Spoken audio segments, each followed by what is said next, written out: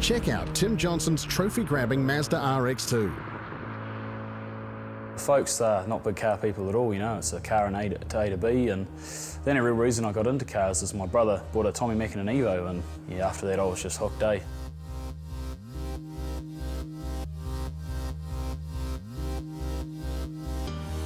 It's almost an obsession, really. Cars and that, I'm just forever at the shed, or I'm always just doing something with cars. It's all I sort of talk about as well. Like, really like, you know, getting my hands dirty at sort of stuff, and you know, just enjoying the mechanical buzz. So yeah.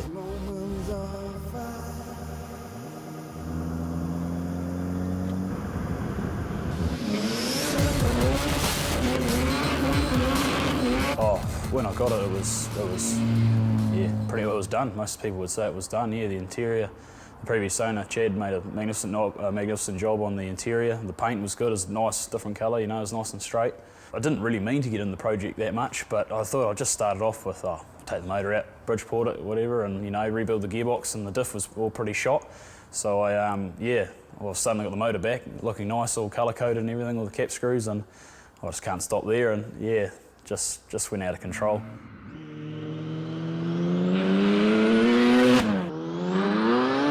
'74 Series 2, I think, RX2, and yeah, 13B Bridgeport. Went down to Pulse, picked that motor up, and yeah, Master Power Turbo, just anything that Warren recommended to get to the goal I wanted to, just got it. 500 horsepower is the goal. Yeah, I'm sure these days by far it's not massive power, but yeah, on my budget, yeah, that's still quite hard to get to. So unfortunately, still running the RX-7 gearbox. Yeah, I do expect to pop a few of those, but at the time, money probably wasn't there for a Tree-Mac or something like that. And then yeah, Hilux diff, obviously shortened and whatnot, and yeah, we just shimmed it up nice and tight. Finished with some semi-slicks for some traction, because on the old motor, yeah, traction wasn't too much of a thing with the tyres that were on it. So yeah, decided to pump the guards a little bit. Just actually got back from the dyno, and then yeah, got 450 horsepower on 16 pound, but then sort of a noise developed in the bell housing, so we sort of had to stop there. And yeah, there's definitely going to be some more add-ons once funds are available to get to that 500 horsepower plus mark. So, and obviously get used to driving something with a bit of pep.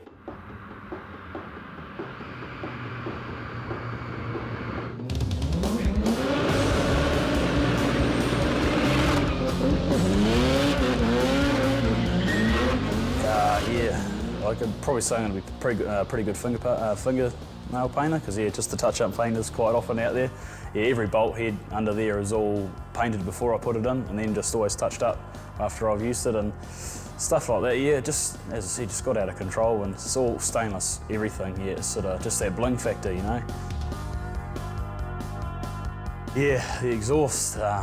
Like the rest of the car, it just got out of hand. Like, I've always wanted to run the screamer pipe to the back and have that sort of twin dumpy style look. So yeah, went out, saw the Rakes Brothers out, Global Stainless there. And the exhaust took overall polished and made was just under 90 hours. So I think to make it was just under 50. And then there's about 40 hours of just polishing, grinding all the welds off and stuff. And even went to the extent of just grinding the welds off the mufflers, you know, just to make it look that much better. And oh, stuff just got, yeah, just mad. Just absolutely mad. Yeah, they're sort of half responsible for me being as silly as I've gone. Yeah, just showing me what's possible, really. And like all good projects, it might be finished, but there's always fine-tuning going on. Oh, yeah, no, my mate he'll kill me if I say anything, so yeah, just a bit of bad luck there, just sort of kept leaking just before the tune, so yeah, we'll be getting rid of that. Yeah, next question.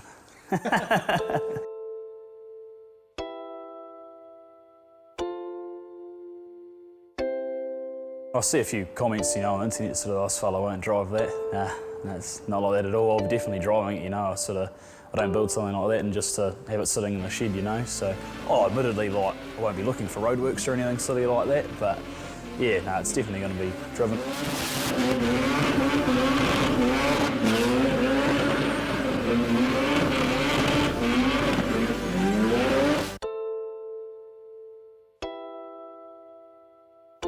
Yeah, definitely very proud. One of probably the most proudest thing I've ever achieved, to be honest. Really quite stressful at times, you know.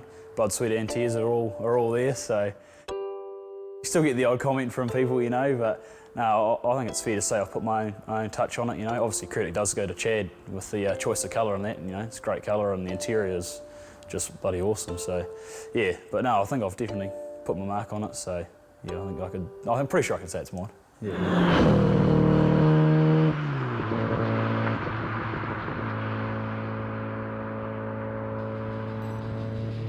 Want more?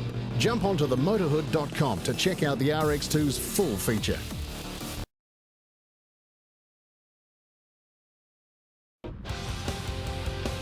It's a 77 Mazda 808.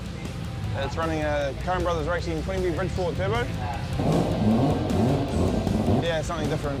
Needed a whole rear cut, so it's just going to cost too much money to make it nice. So we just went with what we had and it turned out different, and that's what I like about it.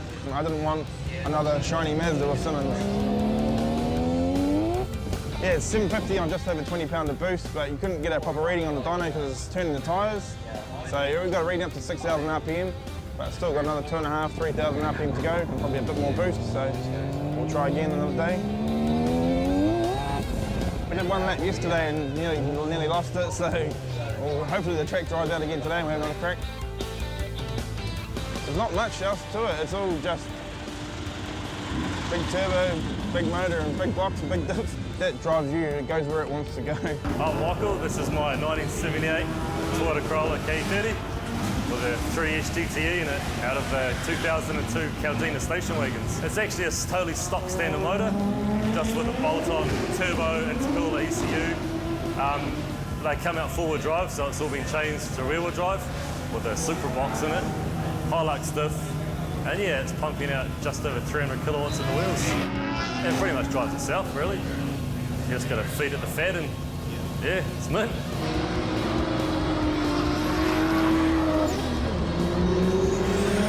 It's Cressida front struts with custom coilovers made on them, Woolwood brakes all round. The rear end, it's custom-made 5-link with QA1 coilovers, which makes it handle actually reasonably well. I've taken a few people for rides and they're surprising how well it handles. There, I think that made all the difference, ditching the leaf springs. At the end of the day, it's just a fun car, never going to be competitive.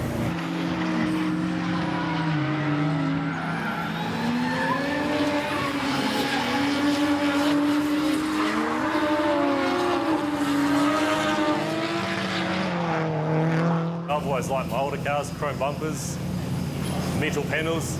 If you hit a tyre, your body doesn't blow to bits, it just bends and you pull it back out. I like the challenge. It's fun, and I probably enjoy the thrill of taking people for rides that don't get to go in drift cars very often and watching them freak out a bit. But yeah, it's all about the thrill, I suppose. And blending classic looks with a bit more stance was Ronnie's Merc.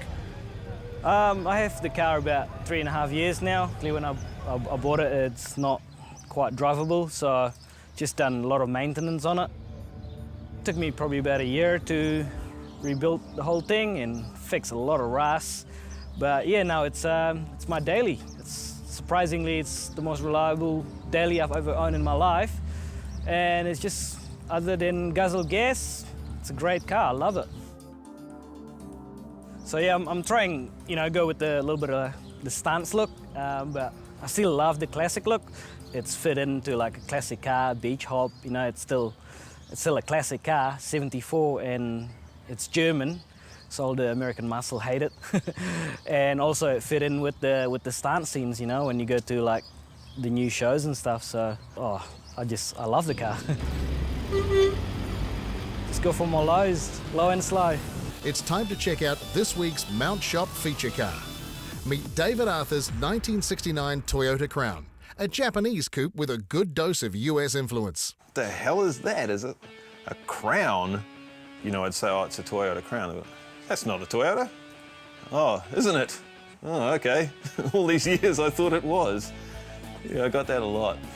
That's not a Toyota, is it? The first Toyota that sort of was, here's a car that we're going to try and sell, was a copy of a Chrysler Airflow. This thing here, they get called a mini Mustang, you know, and they're a direct copy. You know, they basically just went, oh yeah, we'll just draw that bit of it. There we go, done. They kind of went from there. But yeah, I mean, there's lots of American-looking style about that, I think.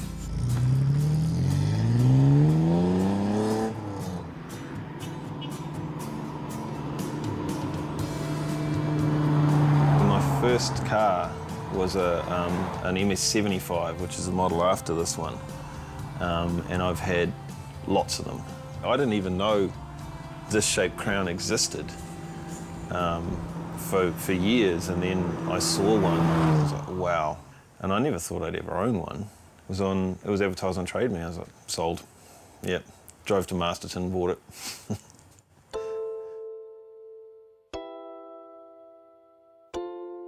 Not only did I find one, I found two.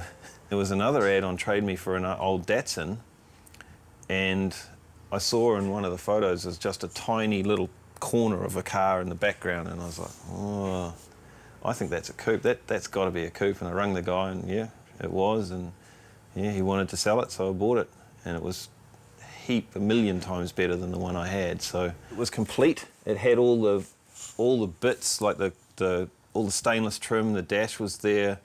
It had a bit of rust in it, but nowhere near as bad as my other one, and it hadn't been messed with. It had a Valiant motor in it that had been done brutally. It was laughable. Like, it was an automatic, and the center console, like they smashed all the firewall in, so the center console with the stick, all the bolt mountings were gone, so it was just floating. It would only start in gear. And when I first got it up here, because I didn't know that, and like we're trying to get the thing to run and pouring fuel down the carb and pumping it, and it finally fired. It took off across the garage. And luckily enough, the rear brakes were seized on, so it didn't hit the bench.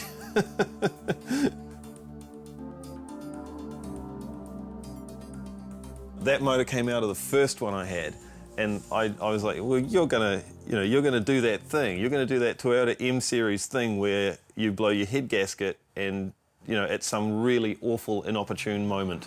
So I tried to kill it.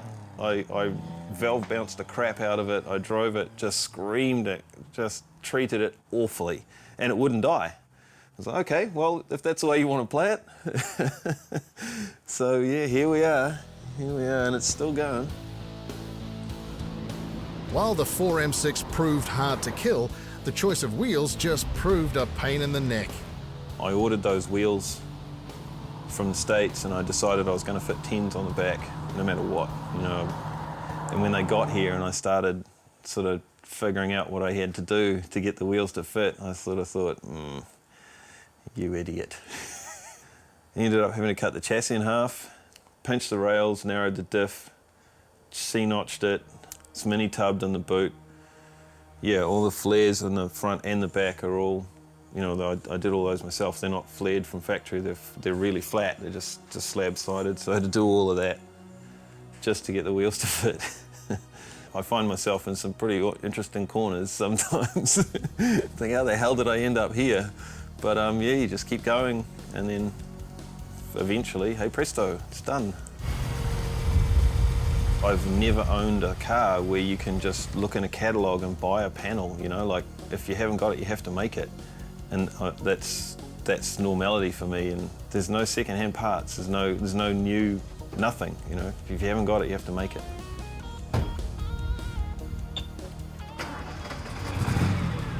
You know, it's not the first car I've built, but it's the first one I've got to a place where, go to the Caffeine and Classics or something like that, and see all these people standing around my car, and I'm like, well, why are you looking at that piece of junk for? And actually, it's kind of cool, I guess.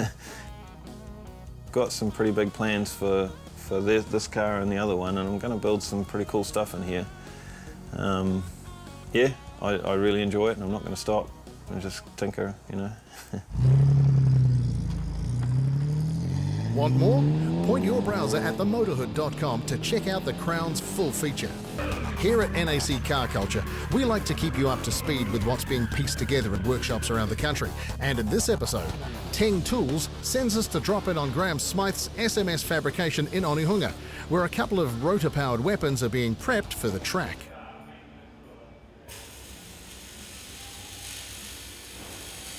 I've sort of been around race cars my whole life. Dad always had race cars when I was younger. I've been racing go-karts since I was 10, so I've always been around racing and motorsport in general. When I left school, I went and did a course through MIT, and it was called Race Qual, so it's sort of based around motorsport and race cars as well. And I really like the fabrication side of things, so that's sort of what I pursued, and that's where I am now. Graham set up SMS Fabrication in 2012 and is now joined by Adam on the tools. The goal? Making stuff you can't order online with your credit card. Basically everything that we do, none of it's bolt-on, a lot of it's all custom stuff and stuff that you can't buy off the shelf. We can make anything from nothing, and that's sort of what we specialise in really. The competition cars taking shape in the workshop are not by chance. Graham's talents extend to piloting both circuit and drift cars, giving him a bit of inside info as to what's required on race day. I like to think I know what I'm talking about most of the time. With what I've done, it does help with my knowledge that I think I have anyway, to bounce ideas off customers and get sort of a happy medium between what's going to work, what's going to look good, and basically how it's all going to end up.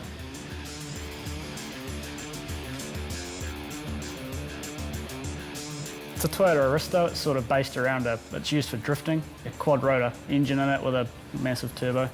Makes around 1250 horsepower previously, so it should be sort of making a little bit more, hopefully, with this new setup that we're building for it. It's probably not too much on it that's factory to that body shell. We haven't done all the work on that car, we're just sort of doing a rebuild on it at the moment. But yeah, nothing on it that we've done is off the shelf, everything's absolutely custom built. It's always a good challenge to try and sort of fit big turbos and big engines in cars that aren't really supposed to have them. We've done exhaust manifold, intake manifold, new intercooler, piping, that sort of thing. We've fitted a new gearbox. Just a few bits and pieces here and there, but the main side of it's just a new turbo setup and intake setup. Yeah, like it makes a lot of horsepower, but it's a big four-door sort of whale of a car as well, so I think it's around 16 or 1700 kilos. I have been for a ride in it myself, and it's crazy fast, so I can see why he does it. As you can see, it's pretty extreme, and probably one of the cooler cars that I've had the pleasure of working on so far. That's actually our own car. It's sort of a car that I share with my dad, so we've owned it for a while now. It's slowly coming together, but I can only really work on it when I've got spare time, and at the moment it's pretty hard to come by, so it hasn't been touched for a little while.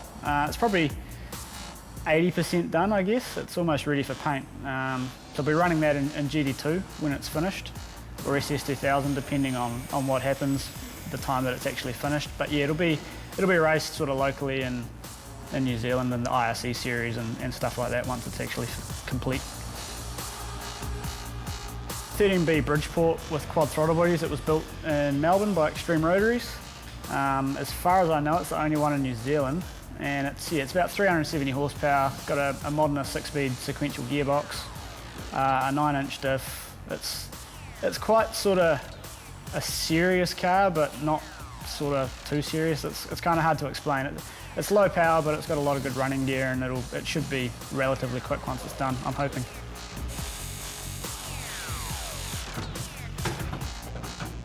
When you're working on customer stuff all day, it's kind of hard to find time at the end of the day to work on your own things.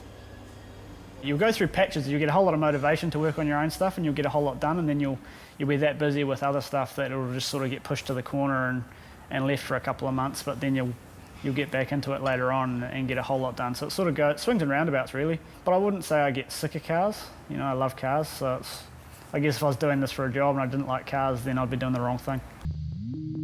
I don't know, ever since I was a kid, I'd be pulling levers of some sort, you know, and something, whether it would be a digger or a truck or a crane, you know, and then it started with a go-kart. So definitely machinery.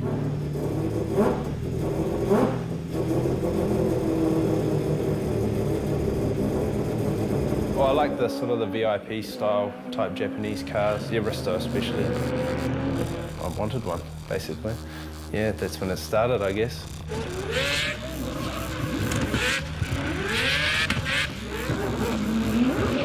Definitely not supposed to be this serious. You know, we had a budget in mind and it was supposed to be quite basic actually, but this seems to be my basic, so. So we started by actually chopping the whole car out, chopping the floors out. And then from there we put chassis rails in it to obviously strengthen the whole car up. And then was the live axle rearing, adjustable roll centre. It's got a competition racing housing with a Ford 9-inch diff. And then gearbox-wise, we've now got a Hollinger in it. We've been through a few gearboxes with this. Not because it was wrecking them, just because of obviously development. So it's got a 6-speed Hollinger in it now. Direct clutch, Dormo clutches for me. So a nice twin plate clutch from Aussie. They're strong as. Getting the luxury barge fighting fit was no small task, with the crews from Rolling Addiction, Quest Fabrication, C's Garage and SMS Fabrication all playing a hand in the Aristo's overhaul, while the job of motivating the Jap tank was entrusted to Brent Curran of Curran Brothers Racing. The engine package is a 4-liter turbo. We're running a GDX 55 Garrett on there. 160mm teal wastegates. She's got a 5-inch exhaust. So generally no mufflers, but can have mufflers if it's too loud. Custom intercooler piping, intake manifold runners, 1600cc Bosch injectors. And she's roughly putting out around that 1200 horse at the wheels, depending on what boost we run.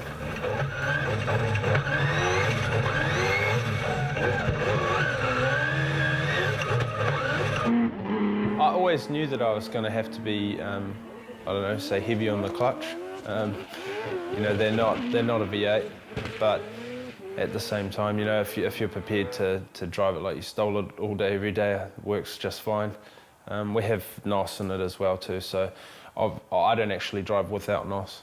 I don't find it fun, so it's good stuff. While plans are afoot for a shot at competitive drifting, for now, Carl's quite happy throwing the car around the corners at days like this one. D1NZ's practice session at Pukekohe Park Raceway. As the rest of the pack dial in their lines for qualifying, Carl's focus is firmly on getting the best from both car and driver.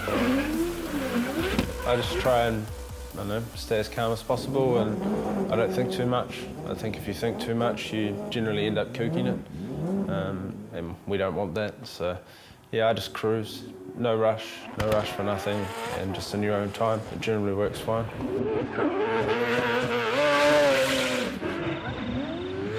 Kind of feels like my little K70 did. You know, it's in proportion. It's a big car.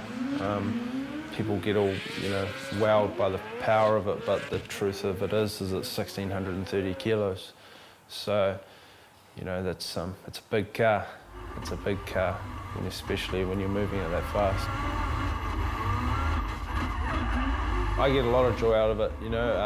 I'm very fussy, but at the same time, when I do get to go to the track and use the thing, and it's going good, it makes my day. I couldn't be happier, you know. So when we go out and we put the thing on 30 psi and she's popping and banging and built it to beat it, you know, every time I go to the track, I'm not afraid to break it or bash it, because I feel like if I was to become afraid of that car or whatever, it'll chew me up, spit me out, you know, so I don't mind beating on it. I feel good doing it.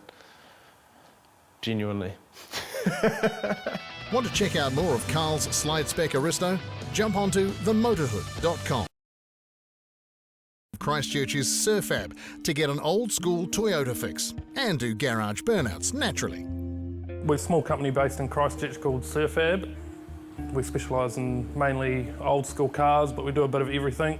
It's all just sort of fabrication, engine conversions, roll cages, race car prep.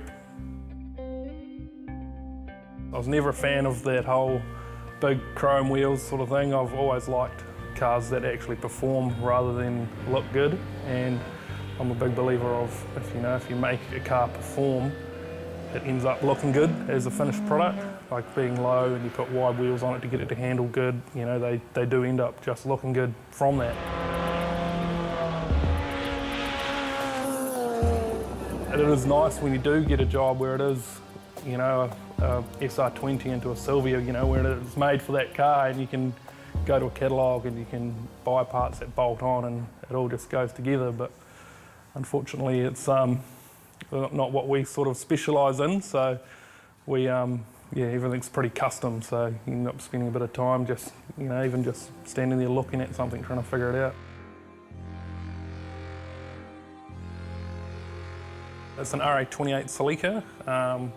We managed to, a friend of mine actually was looking for it, and we spent a while trying to find one and sort of gave up, and then we came across this one in Blenheim. We managed to convince the owner to sell it reluctantly, so we brought that back down here and pulled it to bits, replacing the 18R twin cam with 3SG beams, and just doing the usual things like throttle bodies, headers. We're going to sort of delume the engine bay. We'll put a pedal box inside the car, so we get rid of that out of the engine bay. It's going to be reasonably simple setup, and just keep it really tidy and pretty original looking, obviously apart from the motor.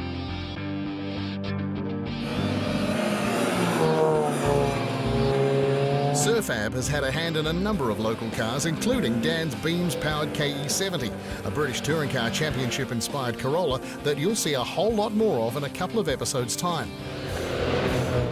A lot of the stuff we do is, people want to be able to use them on the road as well as the track. It does make things a lot harder. There's a lot more paperwork involved and regulations and stuff like that to have it on the road. The cert process is getting harder and harder by the day. No, it is cool to be able to use a car more than just on the track and have something for multi-purpose, so get a bit more use out of it. And built to tear up the track as well as the workshop, Simon's own AE85. Well, this is actually my own personal car. It's an A85 Corolla, and it's also got the Beams 3SGE. We've gone the turbo route with this one, and we've built the motor with some low compression pistons and some decent rods. Kept it pretty simple as well, but once you put a bit of boost through them, they really start making some good power. So I actually built this car for another customer and then sort of acquired it after doing some more work on a different car for him. So it's sort of, I didn't plan on owning it, but it sort of turned out that way, but I'm not going to complain.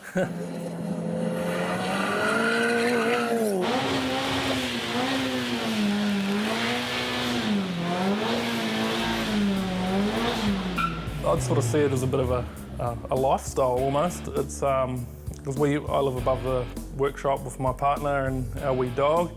I wouldn't be doing it if I loved doing it. I mean, I've thought many times about just getting a job, working for someone else, and I've sort of gone to do it and then realised, if I'm going to be stuck sort of on a production line doing the same stuff day in, day out, and I don't know, after doing this, working on different cars all the time, sometimes it gets pretty draining. You come across something that's a bit of a headache, but you get through it and definitely enjoy it when stuff's going good. Right, thanks to the team at Teng Tools, it's time now to drop in on the crew at Curran Brothers Racing in Matamata. This is Curran Brothers Racing. I run the place with my wife, and we've got one worker, Dylan, and basically build anything automotive. A lot of race engines, but basically anything from 2,000 horsepower engines down to 300 horsepower motors. We'll do anything. Dirt racing, track, drag racing, just anything. I don't know whether it's just my customer base, but we're pretty much all hoons, and we're more than happy to chop up your old car and make it cool. At the end of the day, people can moan, we chop up old cars, but it's about hot rods, man. It's just a bit of metal. Build it how you want it and enjoy it. Anything is possible, but a quick wander around the workshop leaves little doubt as to what Curran Brothers Racing have become the go-to guys for. Pretty much the rotary thing come from when I was a kid actually. My older brothers were into rotaries and basically I had no choice but to get roped into them. And it's all I've ever done since I was maybe 19, 20 is work on rotaries as a job, so that's all I know. I struggle to change a light bulb at home, but I can build 2,000 horsepower engines. Mechanically, yeah, it doesn't have pistons. It's got a rotor that spins around and draws air in and pumps it out. It's just another air pump, a V8, a piston engine.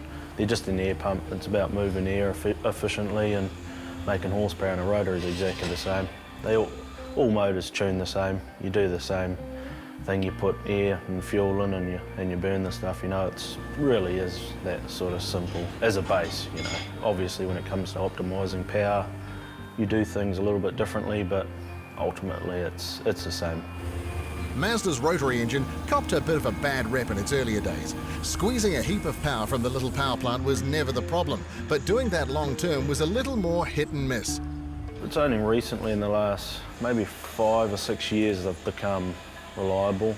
I mean, we you know, back in the day we had issues as well. It was all learning, and now the technology of good EFI systems and fuel systems and that sort of thing makes them bulletproof. You know, the tune is 90% of it. You get a good tune up in any engine, they're bulletproof. They'll go forever. Guys are looking at the rotary now, you know, as a form of moving their race car because they are reliable. You know, people are showing they're reliable. We can have 1,000, 1,200 horsepower cars going round and round a track getting absolutely hammered, you know, not getting looked after, getting hammered, and no temperature problems, no reliability problems, just good fun with 1,000 plus horsepower, you know, and it is an option now. Brent's not saying this from the safety of the sideline either, and has campaigned his own RX2 over a number of seasons at the strip, although he does point out that he's more of an engine guy than drag racer. The quarter mile providing the only option to put his more potent combinations through their paces. And there's been a few of them dreamed up over the years. The RX2's original guise was in twin-turbo 2-rotor form, before a switch to 3 turbos and 3 rotors saw the ETs dip into the 6s. The move to the 26B quad rotor came next, and with a single turbo strap to the side, the RX posted a 6.89 ET at 203 miles an hour. Where do you go from there? Well, a 4-turbo quad rotor seemed just the ticket. Certainly a bit different, and not following the herd is something Brent also encourages in his customers.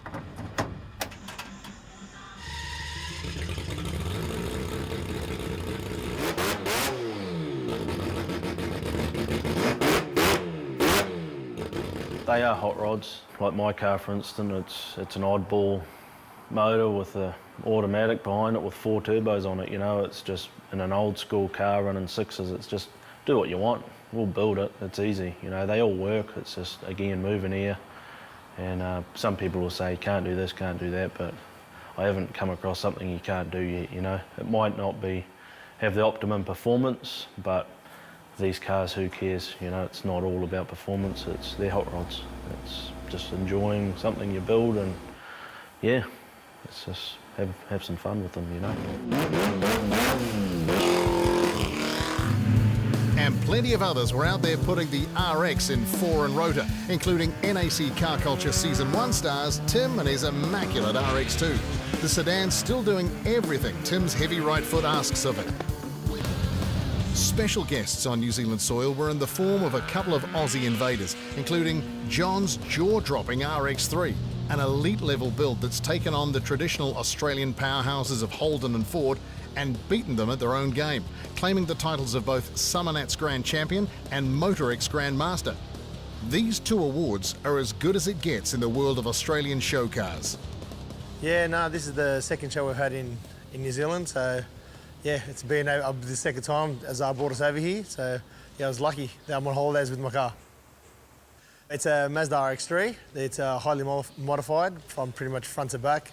It's tubbed, it's got a 4-link, A-arm front suspension, 13B turbo, it's got a C4 in it, it's got a top fuel modular diff in it. Pretty much from front to back, everything on the car's been either modified, custom made, This is a complete custom car. The whole interior inside the car's all been handmade. The whole build started around the wheels. So we knew we wanted that size wheels and we wanted the car to fit the wheels. So that's how it started, and slowly it became what it is today. Originally it was supposed to be just like a tough street car. And then as soon as we made the transition that it was going to become elite, then it was no holding back. We knew everything had to be like 100%. Like down to every single bolt underneath the car has a billet cap machined, and you can't even see the bolts. So every little detail counts. A build requiring this much attention to detail? Obsessive doesn't even begin to describe it. I'll tell you what, it's obsessed. You get anxiety over it. It's pretty much everything. So it consumed my life for a very long time. And from the man who holds Australia's highest honours, how does New Zealand stack up? Awesome. Like honestly, like the way you guys build cars over here is a lot different to us, but in your own style, it's awesome. It actually takes me back to like when I had my first RX3, like with just the 13B with the bridges, like just simple.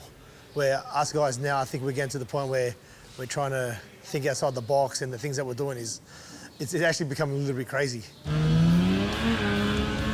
But like his New Zealand counterparts, John isn't afraid to put the RX to work.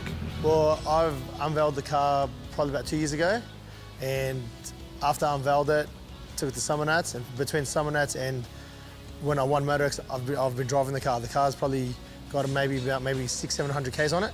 So I've done a bit of driving in it, and hopefully we'll do a bit more driving tomorrow.